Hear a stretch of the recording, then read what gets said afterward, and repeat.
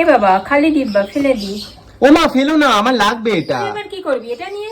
ও মা কৌটোটা একটু মেজে দাও না মা। আমি পারবো না, নিজেরটা নিজে করে নে। এমন কেন করো? মা বলেছে নিজের কাজ নিজেই করে নিতে। কি বানাই বলো তো? পেনদানি বানাই। মানুষের প্রতি মায়াটা কম থাকলেও এসব ফেলে দেওয়ার মতন জিনিসপত্রের প্রতি মায়াটা আমার বরাবরই একটু বেশি। কোনো জিনিস ফেলে দিতে গেলেই মনে হয় যে না বাবা ওটা ফেলবো না, ওটা দিয়ে কিছু একটা বানানো যাবে। এই নিয়ে প্রায় সময়ই মায়ের সঙ্গে অনেক দ্বন্দ্বই বাধে, কিন্তু কে শোনে কার কথা।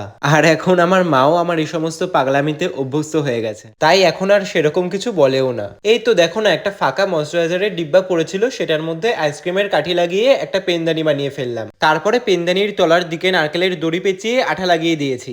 আচ্ছা, পেনদানিটা রং করলে কি ভালো লাগবে? তোমরাই কমেন্ট করে বলো তো। আর পেনদানিটা কেমন হয়েছে জানাতে ভুলো না কিন্তু।